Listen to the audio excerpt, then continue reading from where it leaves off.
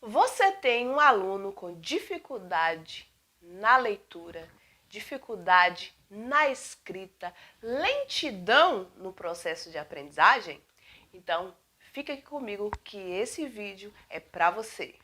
E se você quiser aprender um pouco mais sobre o processo de aprendizagem, eu tenho um curso Processo de Aprendizagem, inclusive eu falo sobre a dislexia. Eu vou deixar o link aqui embaixo na caixa de informações, ok? É o passo a passo de como a gente aprende, de como o indivíduo aprende, independente se ele tem dificuldade ou não.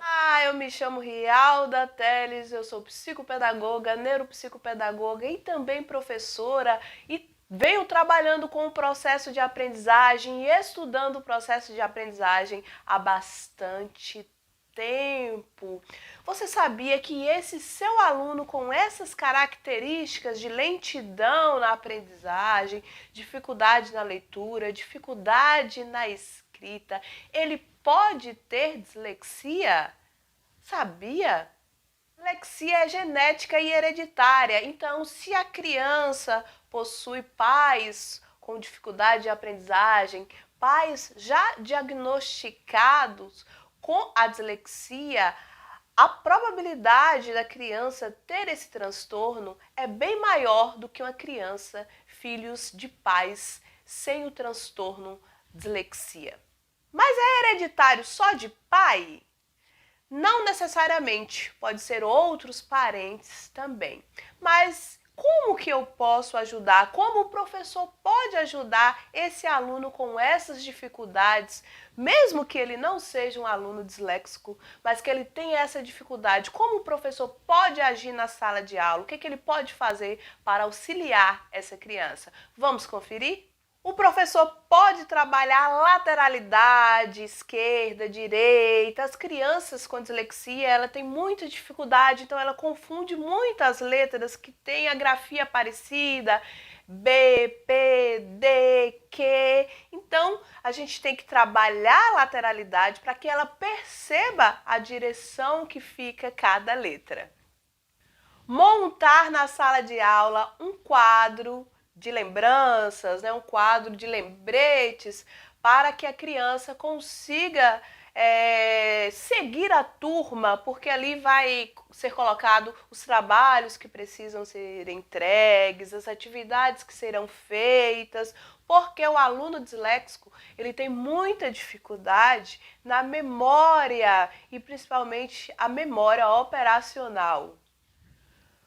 Outra coisa bacana para fazer na sala de aula é trabalhar com o jogo da memória, sempre utilizando imagem e letras, utilizar essa abordagem fônica para que a criança consiga reter essa informação melhor. Eu vou trabalhar não necessariamente com o método fônico, mas com essa abordagem fônica, estimular a consciência fonológica com muita frequência, porque a criança tem muita dificuldade em associar o som à letra, em entender, em compreender que o fonema é representado por uma letra e que aquela letra tem um som e vice-versa.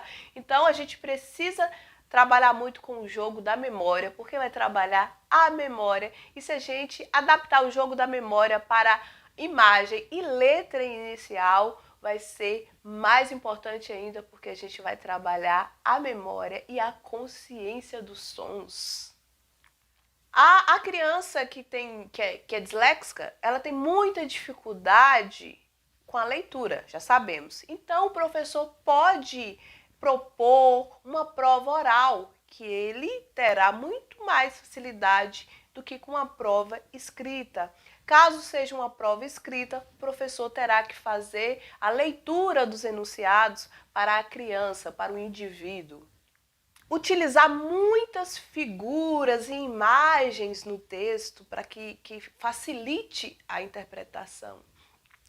O ditado é muito difícil, então você pode escrever as palavras soltas no quadro e pedir para que ele identifique. Fica mais fácil do que você falar a palavra para que ele escreva. E quando você for ditar algumas palavras, você sempre vai dar ênfase no som. Se você vai falar mala, você vai dar ênfase em como fica a boca, na articulação da boca, no M,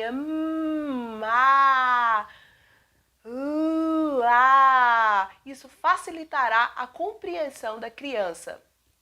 Uma outra coisa importante é a autocorreção. Então, você vai ajudar o seu aluno a fazer a autocorreção e vai validar aqueles erros, por exemplo, casa com Z, como tem o mesmo som, você colocará como correto, digamos assim, mas irá explicar para a criança que neste caso é com um S, que o S entre vogais tem um som de Z, entre outras regras da nossa língua portuguesa.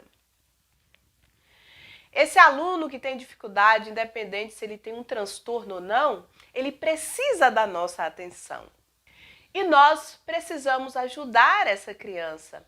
Toda criança é capaz de aprender, toda criança, todo indivíduo aprende. E se ele não aprende da forma com qual a gente ensina, a gente precisa ensinar da maneira que ele aprende. Então, por isso é importante a gente entender o nosso aluno e assim conseguir promover uma aprendizagem efetiva.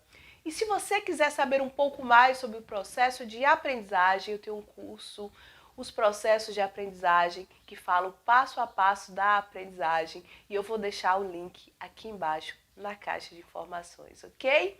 Beijos, beijos, tchau, tchau!